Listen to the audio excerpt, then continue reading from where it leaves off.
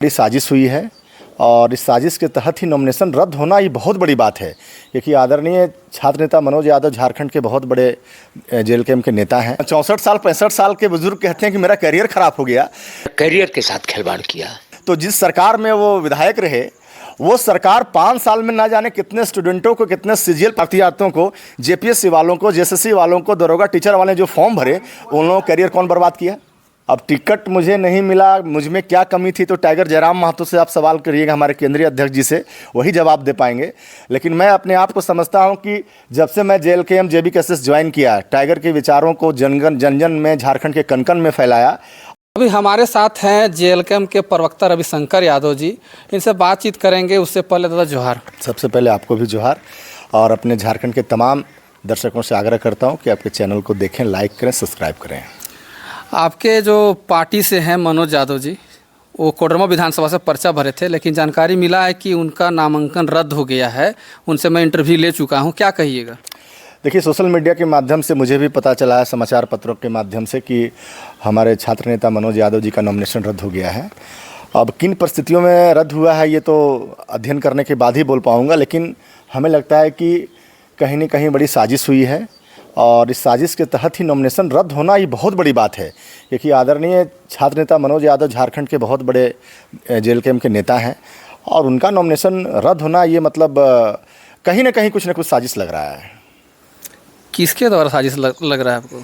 देखिए, साजिश कहने का मतलब मैं बोला ना कि इसके बारे में पूरा अध्ययन मैं करूंगा, या पॉलिटिकल पार्टी के जितने लीडर हैं उनकी हो सकता है, या सरकार के दबाव में जो अधिकारी काम कर रहे हैं वो लोग कर रहे हैं, लेकिन कहीं ना कहीं कुछ ना कुछ गड़बड़ियां हुई हैं तभी, क्योंकि पिछले लोकसभा में छात्र नेता मनोज यादव जी हमारे कोडरमा के लोकसभा उम्मीदवार थे, उस समय नॉमिनेशन फॉर्म वो फाइल किए थे। यदि उनकी तरफ से गलतियां होती तो उस समय भी रद्द हो सकता था, लेकिन विधानसभा का चुनाव में यहाँ पर कोडरमा में बहुत भारी जेल कैंप का समर्थन मिल रहा था। छात्र, नौजवान, किसान यहाँ चाह रहे थे कि छात्र नेता मनोज यादव जीत करके यहाँ से जाएं, तो हम समझते हैं कि इसको मैं अध्ययन करूँगा, आज ही मैं अध्ययन करूँगा, जाके जिला प्रशासन से बात करूँगा, और भी जो हमारे सोर्सेस है हम लोग पता करते हैं कि आखिर ये साजिश कहाँ से रची गई, या पॉलिटिकल पार्टी के लोग साजिश रचे हैं या सरकार के अधिकारी इसमें साजिश रचे हैं, उसके बाद ही मैं इस पर उत्तर दे पाऊँगा। मनोज यादव जी बोल रहे थे इंटरव्यू में कि मुझे सूचना नहीं दिया गया, सूचना देना चाहिए था। देखिए, मैं नॉमिनेशन में बरकट्ठा और बरही के उम्मीदवार के नॉमिनेशन में मैं गया था, बरही भी, तो यदि नॉमिनेशन फॉर्म में कुछ कमियां होती थी तो देन एंड देयर उसी समय निर्वाची अधिकारी जो रहते थे वहाँ पे, यदि आपको व्हाट्सएप का नंबर आप नहीं दिए हैं, फेसबुक का नंबर नहीं दिए हैं, या आप फोटोग्राफ्स नहीं दिए हैं, या कहीं सिग्नेचर नहीं छूट गया है, तो देन एंड देयर निर्वाची पदाधिकारी वहीं एक प्रत्याशी के नाम से लेटर बनाते थे, रिसीविंग कराते थे और उनको देते थे और कहते थे कि नॉमिनेशन का अंतिम दिन 3 बजे तक आपको ला के सुधार करके देना है। अब मनोज यादव जी के नॉमिनेशन में यदि कुछ त्रुटियां हुआ होगा तो उनको भी लेटर मिला होगा, और लेटर त्रुटियां नहीं है, लेटर नहीं मिला है, तो ये साजिश है। साजिश के तहत उनका नॉमिनेशन रद्द कराया गया है। आप भी पर्चा भरे थे बरकट्ठा विधानसभा से, रविशंकर यादव जी में क्या कमी था जो आपको टिकट नहीं मिला? क्योंकि पूरे क्षेत्र में आपका चर्चा था, चर्चा का विषय में बना हुआ था आपका। अब टिकट मुझे नहीं मिला, मुझ में क्या कमी थी, तो टाइगर जयराम महतो से आप सवाल करिएगा, हमारे केंद्रीय अध्यक्ष जी से, वही जवाब दे पाएंगे। लेकिन मैं अपने आप को समझता हूं कि जब से मैं जेल के JBKSS ज्वाइन किया, टाइगर के विचारों को जन जन में, झारखंड के कन कन में फैलाया, और ईमानदारी पूर्वक 24 घंटा 24x7 मैंने पार्टी के लिए काम किया, संगठन के लिए काम किया। गिरिडीह में लोकसभा जब चुनाव हमारे टाइगर लड़ रहे थे, वहाँ भी मैं प्रभारी के रूप में काम किया। उत्तपती गर्मी में अपने संसाधन से काम किया, चतरा में काम किया, और जब प्रवक्ता बनाया गया उसके पहले से भी और प्रवक्ता बनने के बाद भी राज्य के मीडिया में अपनी पार्टी की विचारधारा को लेकर के अपने स्टैंड रखा, और लगातार मैं बरकट्ठा विधानसभा क्षेत्र में काम भी कर रहा था। लेकिन पता नहीं पार्टी को लगा कि नहीं, अभी रविशंकर यादव को चुनाव नहीं लड़ना चाहिए, तो पार्टी का फैसला स्वीकार है। और जो उन्होंने जो उम्मीदवार को भेजा है, आपने देखा होगा कि मैं नॉमिनेशन में भी गया और लगातार उनके लिए जनसंपर्क भी कर रहा हूं, लगातार पार्टी के लिए काम कर रहा हूं और लगातार पार्टी में काम करता रहूँगा। देखा जाए तो बहुत सारे ऐसे नेता थे जो JBKSS यानी कि जयराम महतो के जो संगठन उससे जुड़े थे, उसके बाद पार्टी बना, जेल का पार्टी बना। लेकिन जैसे ही जब लिस्ट जारी होता है विधानसभा में जो कौन प्रत्याशी चुनाव लड़ेगा, तो बहुत सारे लोग हैं जो पार्टी बदल दिए, कुछ लोग हैं निर्दलीय चुनाव लड़ने लगे, लेकिन आप जहीं का तहीं रहें। क्या कारण रहा, आप इतना क्या प्रभावित रहे? देखिए, सबसे बड़ी बात है कि जेल कैंप अब एक नई नवेली पार्टी है, हमारी नई नई विचारधारा है।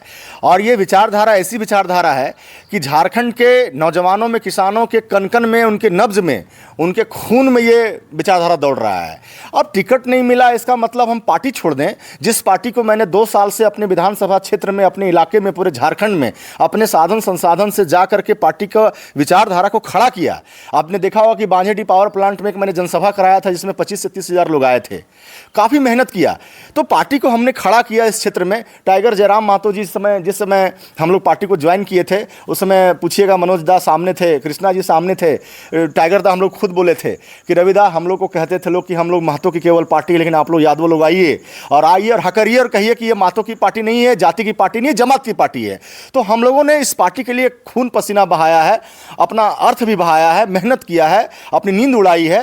तो इतना आसानी से हम लोग पार्टी कैसे छोड़ देंगे? इस पार्टी में और मेहनत करेंगे, इस पार्टी को और मजबूत करेंगे। विधानसभा में जो रिजल्ट जनता देगी उसके साथ में हम लोग जाएंगे और पुरजोर तरीके से इस पार्टी को और शिखर तक ले जाने के लिए हम लोग काम करेंगे।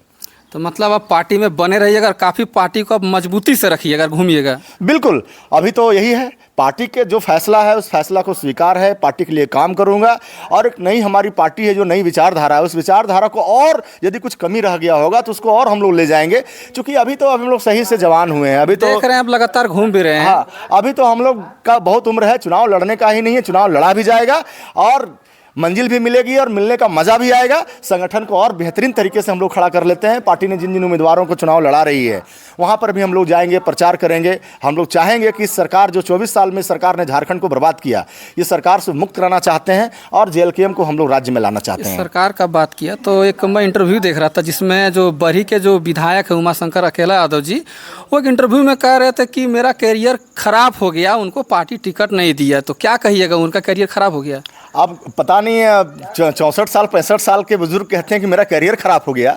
तो जिस सरकार में वो विधायक रहे, वो सरकार 5 साल में ना जाने कितने स्टूडेंटों को, कितने परीक्षार्थियों को, जेपीएससी वालों को, जेएसएससी वालों को, दरोगा टीचर वाले जो फॉर्म भरे, उन लोगों का करियर कौन बर्बाद किया? ये सवाल तो उनसे भी बनता है कि इन 5 सालों में आपने चीफ मिनिस्टर से, अपने मंत्रालय से, अपने सरकार से इस बात को क्यों नहीं पूछा कि जब परीक्षाएं हो रही हैं तो परीक्षाएं होने से 24 घंटा पहले क्वेश्चन पेपर लीक आउट हो जाते हैं और आपका, हमारा बच्चा का, बाल बच्चे का सीट जो है 20 लाख 30 लाख में बिक जाता है। तो कैरियर उनका तबाह हुआ कि आपका टिकट नहीं मिलने से कैरियर आपका तबाह हुआ। एक बार जरूर उनका इंटरव्यू आप लीजिएगा, समय मिलेगा तो जरूर पूछेंगे जी। धन्यवाद जी, बहुत बहुत जोहार। तो ये थे जेएलकेएम के प्रवक्ता रविशंकर यादव जी, जो कि तमाम तरह का मैं देखा, लोग कह भी रहे थे कि अगर टिकट मिला तो झारखंड बदल देंगे और टिकट नहीं मिला तो जरिए लड़ेंगे। लेकिन ये अभी पार्टी में बने हैं, बहुत सारे लोग हैं जो पार्टी बदल दिए हैं। तो ये मेरा प्रयास कैसा लगा जरूर बताइएगा। मैं सदानंद